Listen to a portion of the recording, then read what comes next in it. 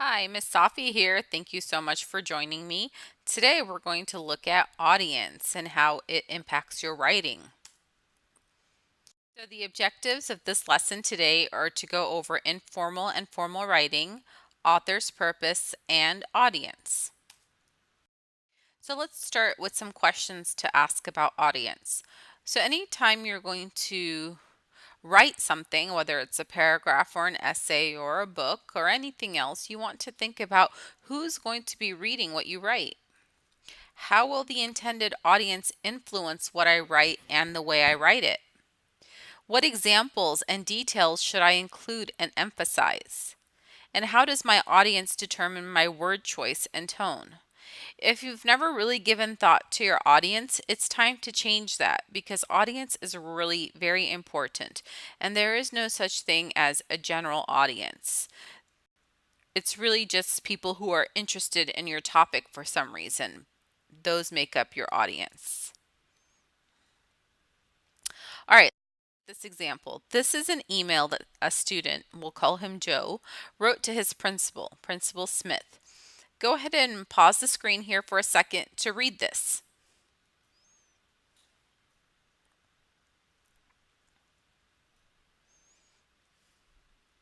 So what do you think?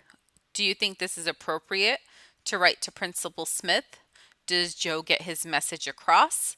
Will Principal Smith take him seriously? Can you even decipher everything that's in this text message, or rather email? My answer to some of those questions is no. I couldn't even make out some of his words. And definitely, this is not the way to write to the principal of your school, let alone your teacher or a parent. So, this is a prime example of informal writing.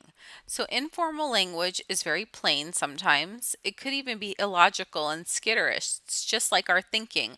A thought comes to mind. It may not be connected to the one before it or the one after it, but we throw it out anyway. And that's okay when it's informal. It's also subjective. It's emotional, it could be humorous, it's definitely personal. So, all of the above applies to the email we just saw to the principal. And on top of that, you compound it with all this texting lingo, such as TTYL and stuff. It's definitely going to be informal. Now, compare that to formal language, which may be flowery and elaborate. It's logical and rational. It's objective. It's very reserved and controlled. Even if there is emotion behind it, you're going to control that emotion and come across very professional. It's serious and it's impersonal. Okay, and here is that email from earlier, the example of the informal one. Let's look about how to change that up.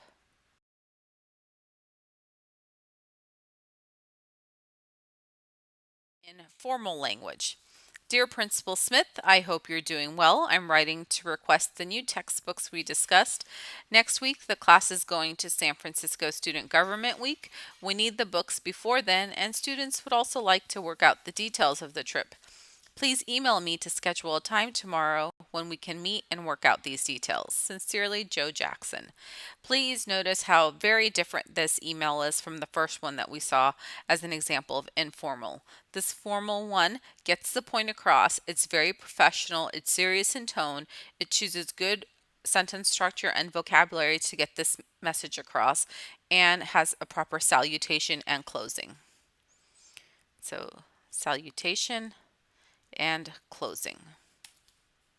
That's an example of formal writing. So here are some examples, and I'm going to ask you to identify them as formal or informal. So go ahead and take a second to pause your screen, read through each of them, and then just jot down somewhere if you think this is an example of formal or informal writing. And when you're done, please hit continue on the video, continue playing it, and you can compare your thoughts with mine. All right, you've taken some time to do that yourself. Here are my responses to what is formal or informal. Most of these are pretty straightforward. I think one of them that could kind of be debatable is the one where you're writing a thank you note to a grandparent for a gift. This one really depends a lot about your relationship with that grandparent. If you do commonly text with them in the way that we saw that email with the principal, then, more power to you. You can continue with that informal language. But a lot of it just depends on your relationship with them.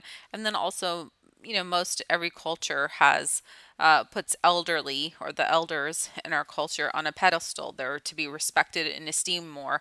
And if that's the context of your family, then definitely you want to use formal writing.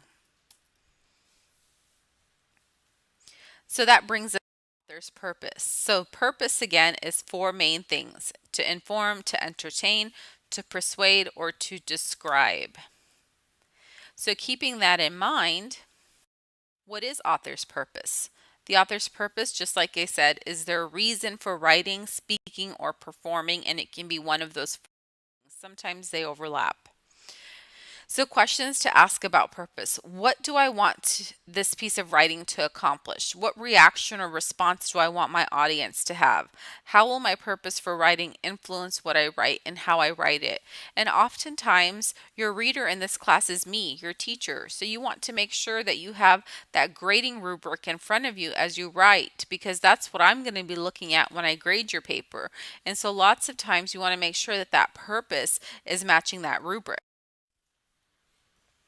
So, authors always have a purpose for writing, and good readers can tell whether an author is writing to inform, persuade, or entertain. Knowing how to identify the author's purpose leads readers to adjust the way they read in order to better understand what the author is attempting to accomplish. For example, when I read a textbook or when I read a novel is very different. When I'm reading a novel, I can relax because there isn't a bunch of vocabulary that I have to take in, and I don't have to know all these details that I'm going to be quizzed on.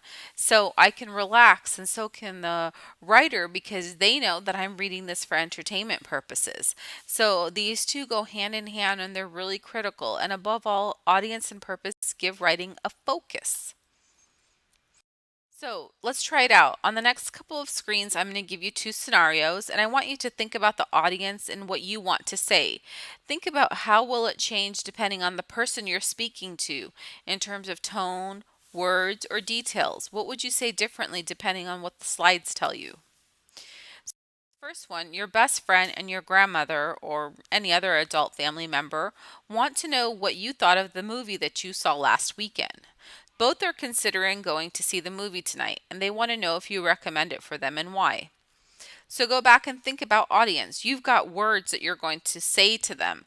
Is your message about this movie going to be different for your grandmother versus your best friend? What language would be different? What details would you leave out or put in depending on who your listener is? So, just like we use audience and purpose in our day to day life, you use it in your writing too, and you definitely want to be aware of that. Here's another example. You're applying for a new job at Starbucks that you really hope to get. The company asks that you describe in detail your work experience so far, especially experience serving customers and working in the coffee business. This one should be pretty clear cut. How are you going to speak to this company? What language, what words, what tone will you use? You definitely want your purpose of getting this job to match your audience. So, audience and purpose and context. Keep in mind who you're writing to, why you're writing what you are, maybe even why are they reading it? What do they already know about this particular topic? So, keep all of these variables in mind as you write. Who will be reading, listening to, or using this material? What particular characteristics do they have? What are their backgrounds and attitudes towards the subject? So, analyzing your audience should really be key in determining what you say and how you say it and what purposes. So, in this lesson, we went over informal versus formal language, author's purpose, and a little check on audience because we went over that too. I hope this was helpful. If you have any questions, comments, or concerns at all, please do reach out via Kmail or Skype or Class Connects, and I would be happy to talk to you. Take care.